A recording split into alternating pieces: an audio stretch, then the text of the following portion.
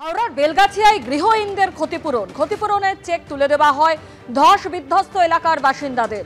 হাওড়ার সুরেন্দ্রনাথ ঘোষ স্কুলে ধস বিধ্বস্ত এলাকার বাসিন্দাদের হাতে ক্ষতিপূরণের চেক তুলে দেওয়া হয়।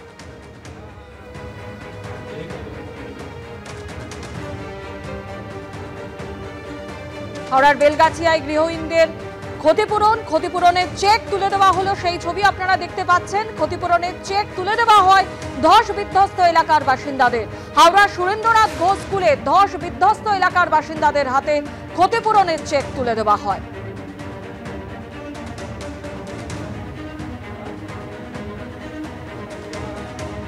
देखिए, इस तरह का जो घटना होती है वहाँ पे सरकार के तरफ से कुछ रुपए दिए जाते हैं हर परिवार को।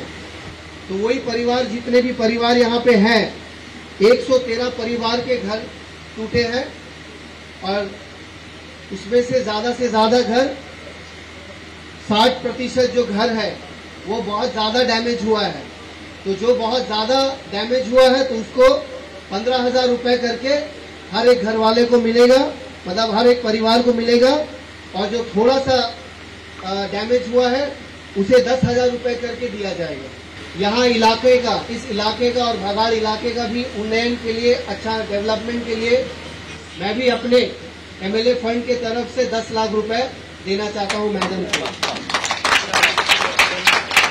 ताकि आने वाले समय में जो विधायक का फंड है उसे काम में लगाया जाए और आप लोगों के इलाके को और अच्छे तरीके से किया जाए। হাওড়ার বেলগাছিয়ায় গৃহহীনদের ক্ষতিপূরণের চেক তুলে দেওয়া হয় ধস বিধ্বস্ত এলাকার বাসিন্দাদের হাতে। হাওড়া সুরেন্দ্রনাথ ঘোষ স্কুলে ধস বিধ্বস্ত এলাকার বাসিন্দাদের হাতে ক্ষতিপূরণের চেক তুলে দেওয়া হয়।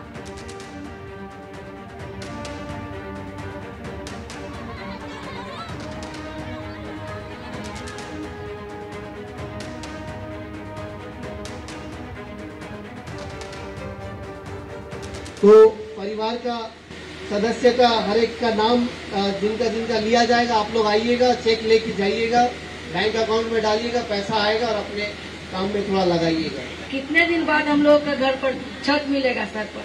जब तक ममता बनर्जी है, ये जो दुख है आप लोगों का, ये अवश्य वो देखेगी और जो भी करना है वो उचित करेगी।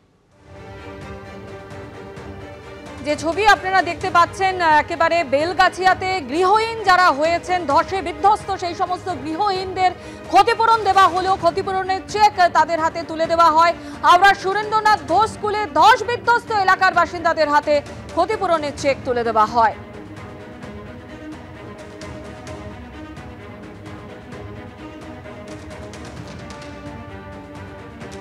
বেলগাছিয়া ভাগাড়ে ভূমিধসে ক্ষতিগ্রস্তদের হাতে চেক তুলে দেওয়া হচ্ছে। এখানে আমরা দেখতে পাচ্ছি মনোজ তিওয়ারি, এখানে জেলা শাসক, তারা হচ্ছেন চেক তুলে দিচ্ছেন এবং মেডিকেল কিট তুলে দিচ্ছেন। আমরা দেখতে পাচ্ছি ডিসি নর্থ মনোজ তিওয়ারি, তারা সব তুলে দিচ্ছেন চেক। আমরা দেখতে পাচ্ছি যে তাদের হাতে চেক তুলে দেওয়া হচ্ছে এবং মেডিকেল কিট, এখানে চেক রয়েছে এবং তার সঙ্গে মেডিকেল কিটও তুলে দেওয়া হচ্ছে। যারা বেশি ক্ষতিগ্রস্ত তাদের 15,000 চেক এবং যারা অল্প ক্ষতিগ্রস্ত তাদের 10,000 টাকার চেক তুলে দেওয়া হচ্ছে। এবং এখানে আমরা যেরকম দেখছি যে চেক দেওয়া হচ্ছে 113টি পরিবারকে লিস্ট করা হয়েছে, তার মধ্যে 60টি পরিবারকে 15,000 টাকা এবং 53টি পরিবারকে 10,000 টাকা করে চেক এখানে তুলে দেওয়া হচ্ছে। এখানে জেলা শাসক ডিসি নর্থ তারা রয়েছেন এবং রয়েছেন মনোজদা, কি দিচ্ছেন? এই মুহূর্তে দেখতে পাচ্ছি যে চেক দেওয়া হয়েছে। কি কি দেওয়া হলো? চেক পেয়েছে? হ্যাঁ, 15,000 টাকা চেক পেলে। এখানে 10,000 টাকার চেক এবং 15,000 টাকার চেক তাদের হাতে তুলে দিচ্ছেন মনোজ তিওয়ারি এবং আজকে এই ক্ষতিপূরণের চেক কিন্তু তুলে দেওয়া হলো। ক্যামেরায় প্রবীরদের সঙ্গে অর্ণব মুখোপাধ্যায়, এবিপি আনন্দ, হাওড়া। সেই ছবি আপনারা দেখলেন যে ধস বিধ্বস্ত এলাকার বাসিন্দা, তাদের হাতে ক্ষতিপূরণের চেক তুলে দেওয়া হলো। হাওড়া সুরেন্দ্রনাথ ঘোষ স্কুলে ধস বিধ্বস্ত এলাকার বাসিন্দাদের হাতে এই ক্ষতিপূরণের চেক তুলে দেওয়া হয়।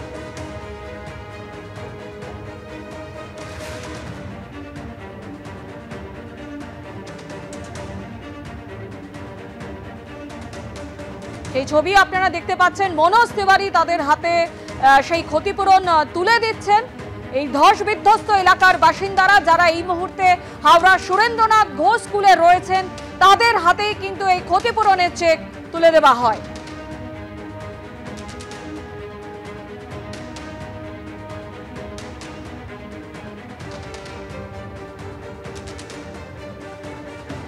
$15,000 টাকা চেক পেয়েছি, এই কিছু শুকনো খাবার পেয়েছি, এই পেয়েছি, আর কিছু পাইনি, কিছু সন্তুষ্ট নেই।